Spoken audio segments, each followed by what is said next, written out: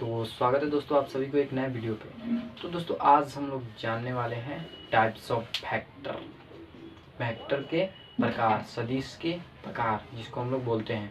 अगर दोस्तों आप लोगों ने नहीं पढ़ा है कि वेक्टर किसे कहते हैं क्या है, तो दोस्तों लिंक मिल जाएगा आपको डिस्क्रिप्शन में या मैं आई बटन पे दे दूँगा। ठीक है गाइस, तो चलिए हम लोग चलते हैं टाइप्स ऑफ वेक्टर की तरफ। तो दोस्तों सबसे पहला टाइप्स आता है वेक्टर में इक्वल वेक्टर। क्या आता है? इक्वल वेक्टर, जिसको हम लोग समान वेक्टर बोलते हैं। तो समान वेक्टर का मतलब क्या होता है कि जिसका दिशा समान होगा या मैग्नीट्यूड समान होगा उसे हम लोग क्या बोलेंगे? समान वेक्टर या इक्वल वेक्टर। ठीक है, vector having same magnitude and same direction are called equal vector. Okay guys, तो यहाँ पर हम लोग क्या समझे कि जिसका डायरेक्शन समान हो। देखिए, जिसका डायरेक्शन क्या हो? समान हो। मान लीजिए यह कोई ए वेक्टर है और यह कोई बी वेक्टर है, इसका डायरेक्शन क्या है? समान है। और जिसका मैग्नीट्यूड भी यानी मॉड्यूलस भी क्या है? समान होगा, उसको हम लोग कहेंगे इक्वल वेक्टर। ठीक है, समझ गए। उसके बाद दोस्तों बात करते हैं हम लोग जीरो वेक्टर, इसको नल वेक्टर भी बोलते हैं हम लोग। नल वेक्टर या जीरो वेक्टर, जो भी लिखना है लिख सकते हैं। जीरो वेक्टर क्या होता है और इसको क्या बोलते हैं हम लोग? Null vector. नल का मतलब ये होता है खाली, जीरो वेक्टर के बराबर। तो जीरो वेक्टर क्या है?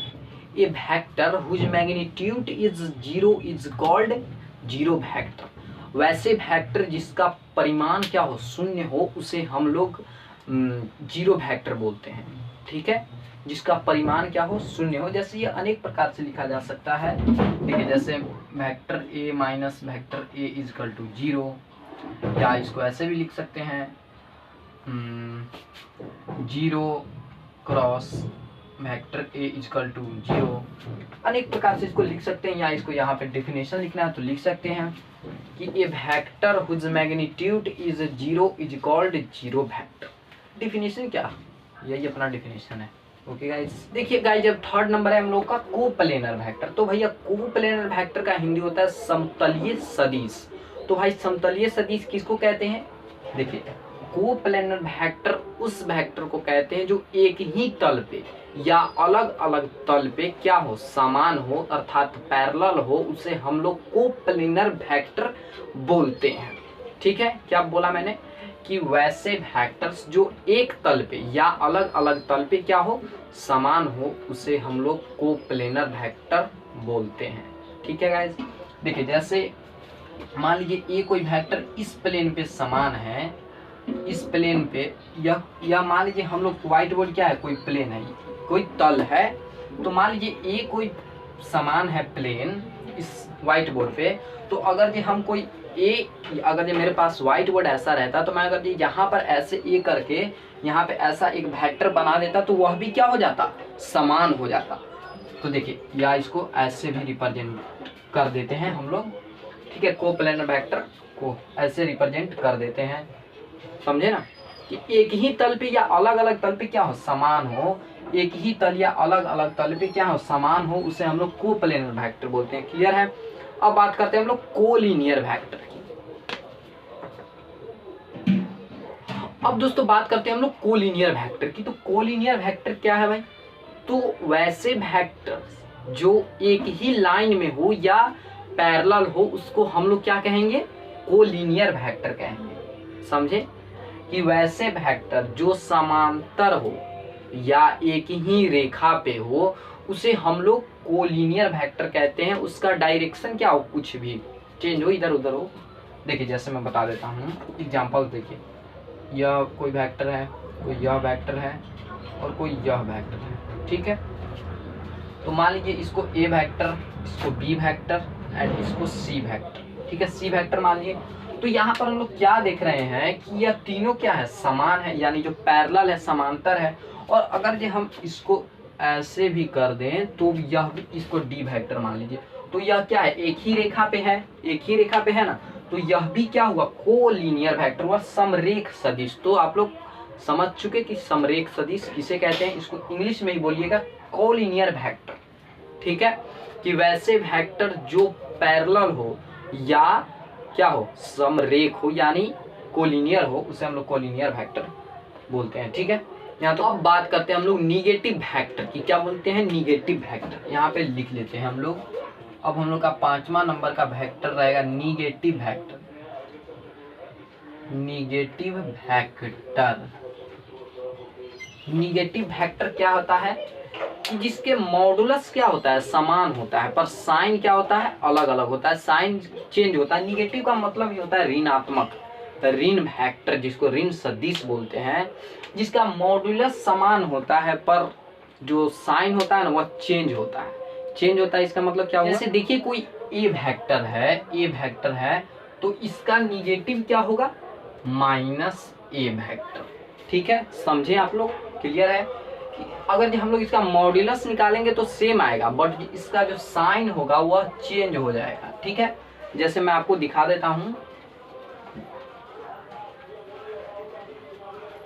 जैसे देखिए ए से बी तक कोई वेक्टर है, ए और बी, तो ए बी लिखने के लिए हम लोग को क्या करना पड़ता है? वेक्टर ए एंड बी, बस ऐसे हम लोग लिख देते हैं। और अगर ये इसी का कोई हमसे निगेटिव वेक्टर पूछेगा, मान लीजिए अगर यह जो बी है, यह जो टर्मिनल पॉइंट है, इसको हम लोग टर्मिनल पॉइंट बोलते हैं और इसको इनिशियल पॉइंट बोलते हैं।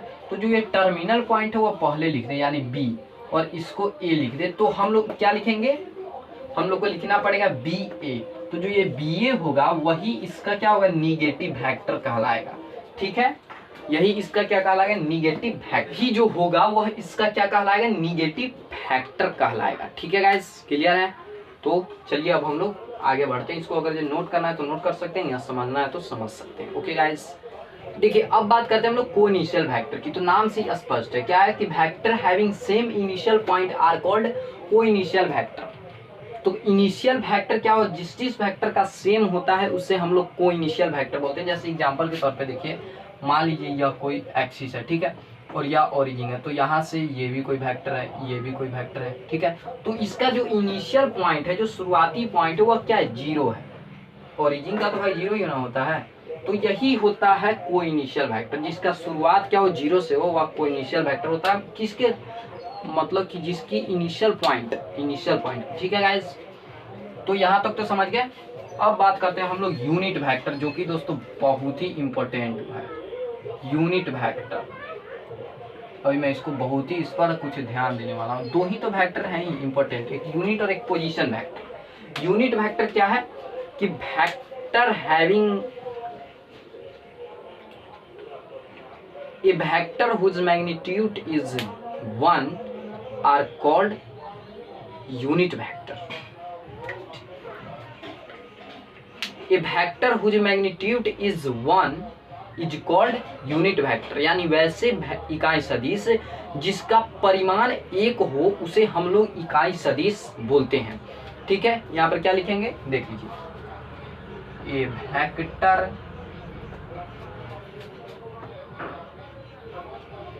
whose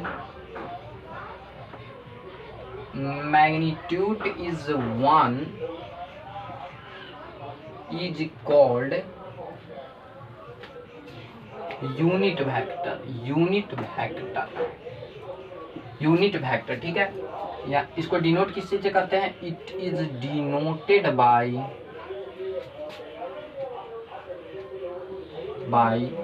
ए कैप, या जो भी रहे एन कैप, जो भी हो उसको हम लोग कैप से। यूनिट वेक्टर को हम लोग कुछ भी चीज हो उसके माथा, उसके सिर के ऊपर कैप लगा देंगे तो उसे हम लोग इकाई वेक्टर कहते हैं। और इकाई वेक्टर का, यूनिट वेक्टर का फॉर्मूला क्या होता है? Vector A equal to O. देखिए इसका फॉर्मूला क्या होता है? Unit vector equal to vector A by modulus of vector A. यही इसका फॉर्मूला होता है। ठीक है, फॉर्मूला समझ चुके हैं कि यह इसका फॉर्मूला होता है निकालने का। चलिए हम लोग एक एग्जांपल से इसको क्लियर कर लेते हैं। जैसे यहाँ पे एक एग्जांपल मान लीजिए, जैसे देखिए यहाँ पर ये एक मैंने एग्जांपल ले लिया है कि vector A equal to 2i + 3j + 4k। ठीक है, ये कंपोनेंट्स होते हैं i j के, समझते हैं ना, वो अभी आगे पढ़ा जाएगा। जैसे देखिए, तो अब हम लोग इसमें क्या चीज का जरूरी पड़ रहा है, हम लोग को इकाई वेक्टर, हम लोग को कोई कह देगा find unit vector, find unit vector, find unit vector. तो हम लोग को इसमें क्या क्या चीज का जरूरी पड़ रहा है, vector A by modulus of vector A. तो वेक्टर ए तो दिया ही हुआ है और मॉड्यूलस ऑफ वेक्टर ए निकालना है।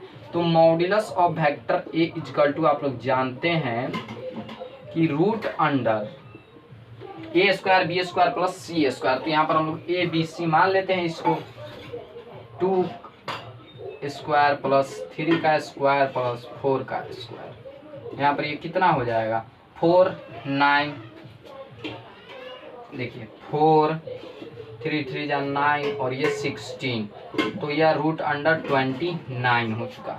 यही निकला इसका मॉड्यूलस ऑफ ए। तो वेक्टर यूनिट वेक्टर निकालने के लिए अब हम लोग को क्या करना पड़ता था, यूनिट वेक्टर निकालने के लिए वेक्टर ए। तो वेक्टर ए तो हम लोग का यह है 2i प्लस 3j और प्लस 4k, ठीक है, और बाई मॉड्यूलस ऑफ ए। तो मॉड्यूलस ऑफ ए क्या निकला हम लोग का, रूट अंडर 29।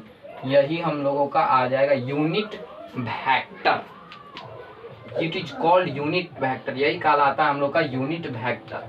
अब इसी में कुछ आगे बढ़ते हैं तो देखा जाएगा, उससे पहले नोट कीजिए यहाँ पर, ठीक है। देखिए बात करते हैं हम लोग पोजीशन वेक्टर की। तो पोजीशन वेक्टर क्या है, देखिए बहुत ही आसान है। पोजीशन वेक्टर का मतलब होता है स्थिति सदिश। तो स्थिति सदिश का मतलब ही हुआ कि जो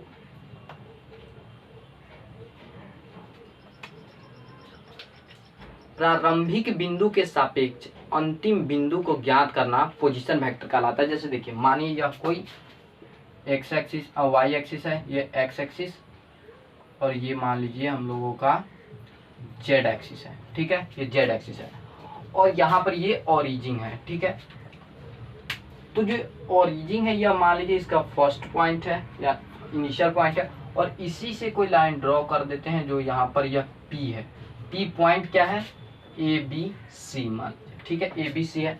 तो जो ये इनिशियल पॉइंट के सापेक्ष जो टर्मिनल पॉइंट की हम लोग पोजीशन निकालेंगे उसी को हम लोग क्या बोलेंगे, पोजीशन वेक्टर, ठीक है, समझ गए। तो यहाँ पर देखिए, यहाँ पर क्या हो जाए, ओपी इक्वल टू क्या हम लोग लिख सकते हैं, इसको ए बी सी मान लीजिए, ये एक्स एक्सिस है, वाई एक्सिस और ये जेड एक्सिस है। तो ओपी इक्वल टू क्या हो जाएगा, ए आई प्लस बी जे प्लस सी के, यही हो जाएगा।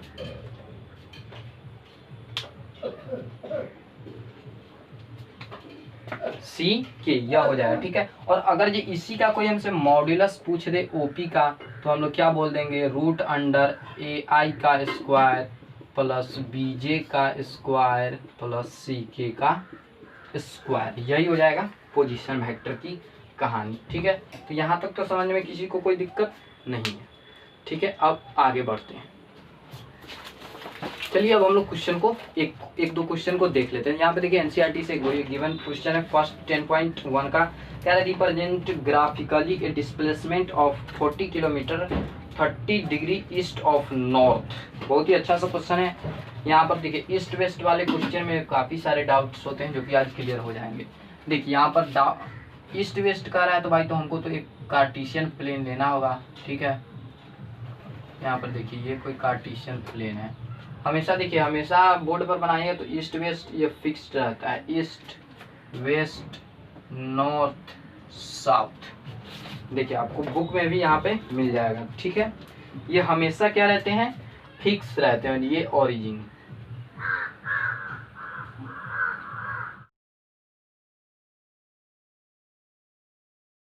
क्या रहा है यहाँ पे, represent graphically A displacement of 40 kilometre 30 degree east of north, ठीक है। तो यहाँ पर हम लोगों ने वो बना चुका है। इसका मतलब हुआ कि उत्तर से 30 डिग्री पूर्व में 40 किलोमीटर का आलेख बना है, ठीक है। तो देखिए यहाँ पर ये क्या हो जाएगा, उत्तर से यहाँ पे देखिए नॉर्थ, नॉर्थ तो यही है, ठीक है। कह रहा है उत्तर से 30 डिग्री पूर्व में, 30 डिग्री पूर्व मान लीजिए 30 डिग्री यह है, 30 डिग्री पूरब, 30 डिग्री पूरब तो इधर ही जाएगा। और क्या कह रहा है, 40 किलोमीटर के विस्थापन पे, तो 40 किलोमीटर। तो यहाँ पर तो 1 सेंटीमीटर ये और ये 40 किलोमीटर हो चुका। ठीक है, यहाँ पर देखिए क्या हो जाएगा, ये 1 सेंटीमीटर बराबर हम लोग मान लेते हैं 10 किलोमीटर। ठीक है, यहाँ पर इकाई क्या हो जाएगा, इकाई यानी जो यूनिट हो जाएगा 1 unit equal to 1 centimetre equal to हम लोग मान लेते हैं 10 किलोमीटर। तो यहाँ पर ये क्या हो जाएगा यही इसका आलेख हो जाएगा। ठीक है, तो यह हो जाएगा। तो यहाँ पे 1 सेंटीमीटर इतना है, तो यहाँ पर 4 सेंटीमीटर इक्वल टू क्या हो जाएगा 40 किलोमीटर आंसर। ठीक है, यहाँ पर ये क्लियर है डाउट। ठीक है, तो आज के लिए बस इतना ही।